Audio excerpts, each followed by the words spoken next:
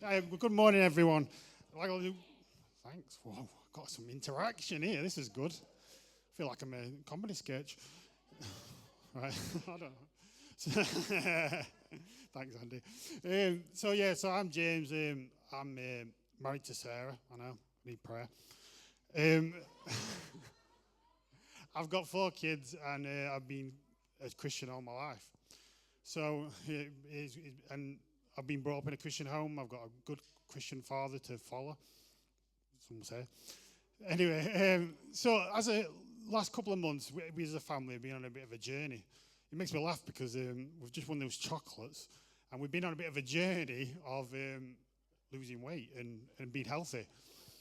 So it's been a bit weird because we all actually decided to to go on a health check and decided to change our habits, and we decided that it was a time that we really need to sort of bodies out and as lives out, because to be honest with you, with health, it kind of coincides with your life. It kind of lines up, and we've done all things. I mean, we're all doing different things. Sarah's going running every morning. So if you're in Handsworth, you see a lady running around, it's Sarah. She's got pink trainers on, so she can't be missed. I do exercises and things like that, and Tasha and Brad have been going to the gym, and we've just all been doing different things. I mean, on a Saturday morning, me and Sarah actually go swimming, which is, for me, I haven't swam since I was about 11, in lane swam anyway. But so we decided to do this health check, and the reason we was doing it was, well, actually I'll reverse that. A couple of weeks ago, I had a friend at work that he's not a Christian. He's not. He's just a work colleague, and we talk a bit. And he noticed that I'd changed the way I would do things, and I changed how I was eating and I was drinking, and he was like, "You've lost weight," and I was like, "Oh, thanks." But like for a guy to say it to another guy, it's like, "Whoa, thanks." But he said to me, "But why?" And I was like, "Actually, it's a bit, there is a hidden reason behind why." And I really had to think about it. And I turned around to him and said, "Well, there's 2 reasons. Um, the first is obviously health, like I said. A couple of years ago, I snapped my crucial ligament in my knee, and I was my leg was aching, and with your ligament, it feels like you're falling all the time, and your leg's giving way. And I really felt that my weight contributed to making me feel that way. So I decided that was one of the reasons. But also, it was for my kids. And we've got Brad and Tash, who are the older ones, and we've got the girls who are the younger ones. And I decided, I thought I need to do something so that I can spend more time with them and do different things with them that most parents don't. Some parents can't get to do, but I physically can. So we've got my slide for the beginning.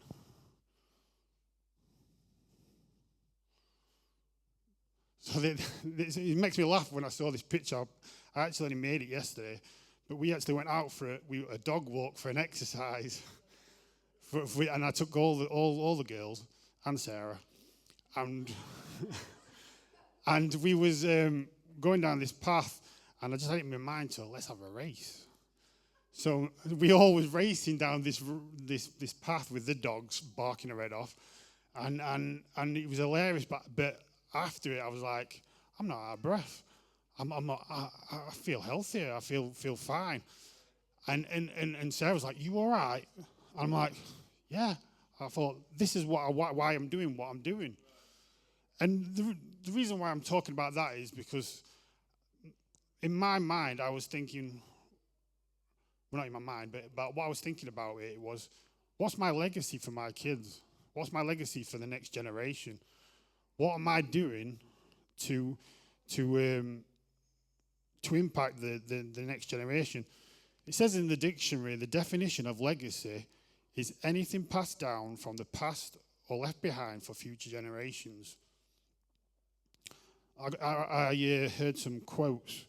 Legacy is a beautiful thing, but only if it survives. The famous quote from Gladiator, which Luke only said a couple of weeks ago, what we do in life echoes into eternity. And then finally, strive not to be a success, but rather be of value. That's actually Albert Einstein. So legacy, I'm talking about my kids, but legacy, I know there's some people that haven't got children or they might think the kids are too old. And like I said, I've got Brad and Tash. They're nearly in the 30s. Oh. I'm putting it out there because yesterday Tasha thought she was young, but she was like, I can't do this every Saturday. But yeah, so what I'm talking about is for making a legacy isn't just for parents, it's for anybody. It's how you affect the people around you. It's how you influence not just family members, but friends, colleagues, people in church, and people watch your lives. I'm quite amazed, like I said before, the amount of people that have come up to me and said, "Oh, you've lost some weight." And I know it's obviously a physical thing, but you don't really imagine people thinking about, like, noticing that. So, when I was thinking about the legacy, I was thinking, who in the Bible is the best kind of person to talk about? And I was like thinking, I'd love to have somebody that was just a little thing in the Bible that did one thing. And God's God, isn't he? I mean, we've all noticed God in this service. He's been here today, and he's been, and some of the songs and stuff coincide a bit with what I'm talking about. But what God wanted me to talk about was David, King David. I mean, King David, he wasn't perfect. He had his failures. He made mistakes. And some of these great struggles were involved in his family, his kids. Yet David had a passionate heart for worship. He had courage, he was humble, and he always depended on God. God was the center of his life. God was the be-all and end-all. He started as a shepherd boy. He started little. He started with nothing, really. He started like the least of the least. But with God's power and God's strength in him, he faced lions and bears and overcame them. He stood in front of a giant, Goliath, and took him down. He became the king later on. And to be honest with you, when becoming the king was a problem for him to some degree, he was on the run. He was chased by Saul. I mean, it says in 1 Samuel 26, but the Lord forbid that I should lay a hand on the Lord's anointed. David realized who God had placed. David had realized that God had put Saul in his position as king, and he wasn't going to touch that. He wasn't going to take down what God anointed. David trusted in God's timing. Later in life, David wanted to build a temple, but God decided no. It says in 1 Chronicles 22:8, God tells David, "You have shed much blood and have fought many wars. You are not to build a house in my name." So imagine that, like, you're thinking, "Oh, that's going to be a fantastic thing. I'm going to do something big for God." And God goes, "Nah, I don't want you to do it. No, it's not your thing. Not your thing. You shouldn't be doing it." So, but David didn't give up. Instead, he prepared. He was ready. He organized plans. He made provisions, and he invested his resources. And he prepared everything for Solomon to build the work, to build the temple. David never saw the finished temple.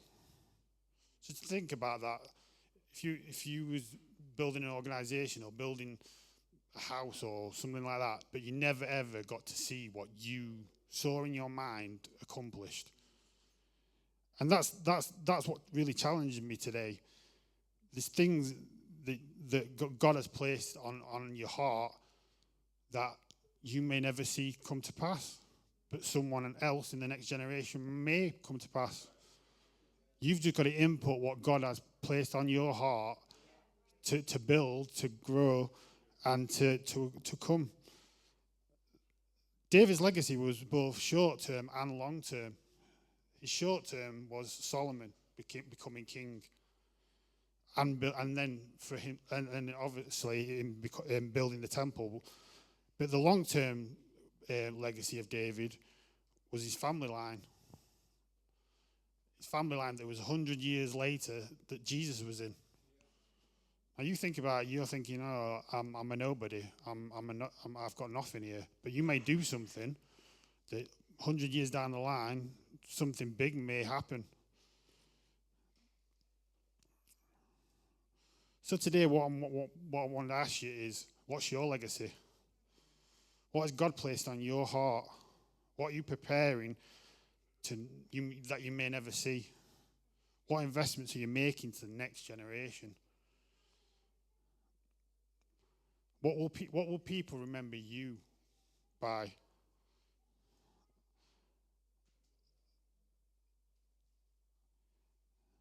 David gives us several things to learn from. First, he left a legacy of faith. David continuously pointed people towards God. He continuously worshipped God. He had purpose. He helped Solomon prepare for the temple.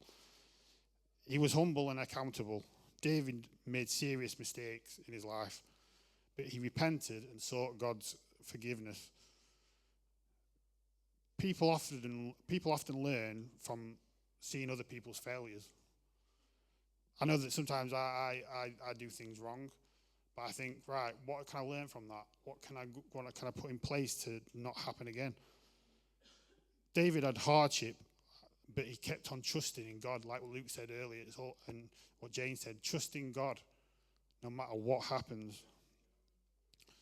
So perhaps the most important question is to ask ourselves is, when I'm remembered years from now, what God qualities do I hope people will say I continuously demonstrated? Because the answer to the question is shaping the legacy, what you leave every single day. We need to be more like David, that be men and women whose hearts are going after God's heart. So I'm going to finish with a quote from Nelson Mandela. It says, what counts in life is not the mere fact that you have lived. It is what difference we have made in the lives of others that we will determine the significance of the life we led. Maybe we would be people who live, not just for today, but for the generation to come. Are you ready? Thank you.